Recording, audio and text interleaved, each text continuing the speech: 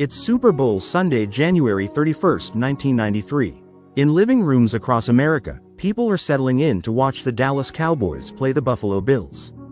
In Amarillo, Texas, Karen Lewis and her daughter are driving home from a shopping weekend in Dallas, excited to watch the game with David. They walk through the front door.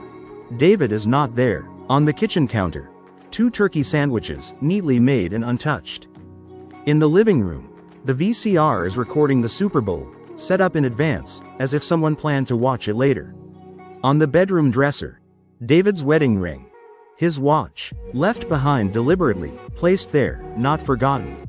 David Glenn Lewis, 39 years old, respected attorney, former judge, Sunday school teacher, Boy Scout district chairman, devoted husband and father, has vanished without a single explanation. And within 24 hours, 1,600 miles away in a place he had no reason to be, he will be dead. By February 1st, Karen reported her husband missing to the Amarillo Police Department. Investigators located David's red Ford Explorer parked outside the Potter County Courts building downtown, a curious location that offered no immediate answers. Inside the vehicle, tucked under a floor mat, his house and car keys. His checkbook, his credit cards, his driver's license, everything that identified him as David Glenn Lewis, left behind in a courthouse parking lot on a Sunday evening. A man had walked away from his entire life and left the receipts on the floor of his car. But here is where this case stops being a missing persons investigation and becomes something that defies rational explanation. On the same day Karen reported her husband missing in Texas, February 1st, 1993, a man was struck and killed by a hit-and-run driver on State Route 24 near Moxie, Washington. A desolate highway outside Yakima. January cold. No other cars. No witnesses to what happened, only to the aftermath. The man wore military-style fatigues and boots.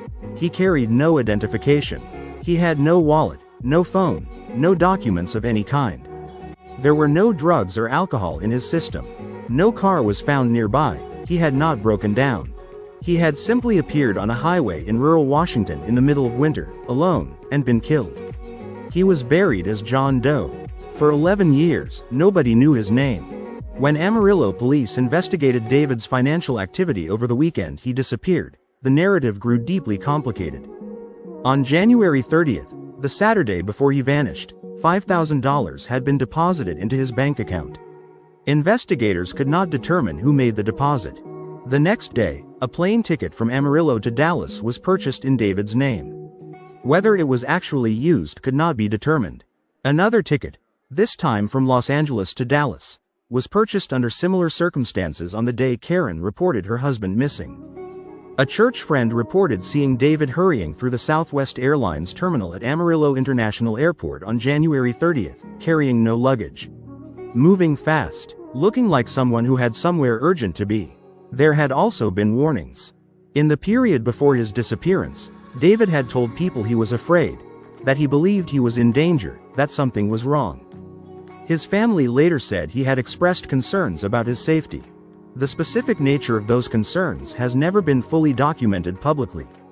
He didn't run. In 2003, Washington State Patrol Detective Pat Ditter read a newspaper series titled, Without a Trace, an investigative report documenting failures in missing persons investigations, particularly gaps in the National Crime Information Center's database. Inspired, Ditter began searching online for missing persons who might match unidentified bodies in his jurisdiction. Within a week he had assembled a list of potential matches. One of them was David Glenn Lewis. The confirmation came through an unexpected detail. The Moxie John Doe had been found with a distinctive pair of eyeglasses.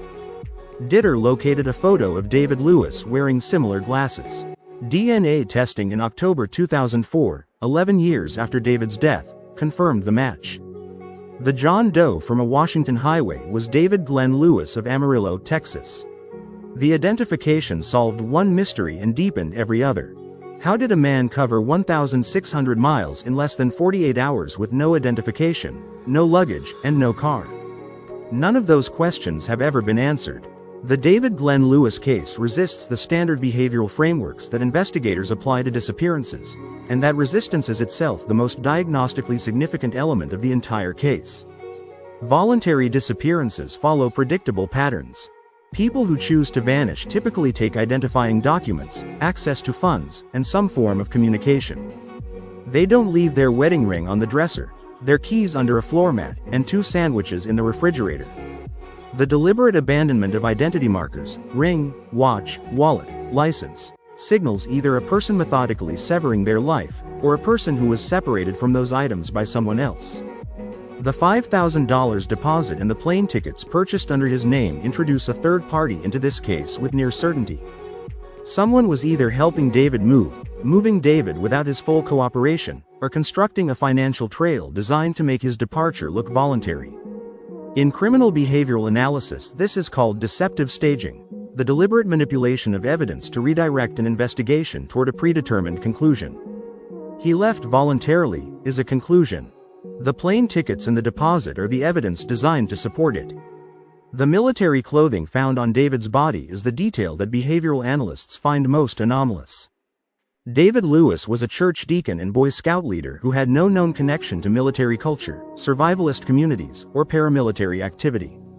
People found dead in circumstances consistent with their own choices tend to be dressed in clothing consistent with their own identity. David was wearing someone else's clothes in someone else's geography, engaging in someone else's circumstances. The proximity to the Yakima Training Center, an active military installation, has never been satisfactorily explained in connection with this case.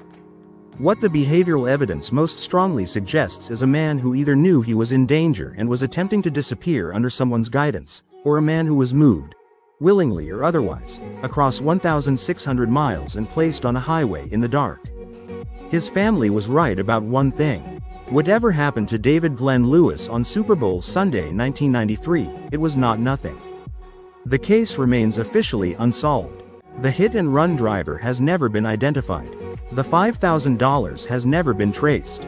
The military clothing has never been explained. David Glenn Lewis was 39 years old. He made 2 sandwiches and never came back to eat them.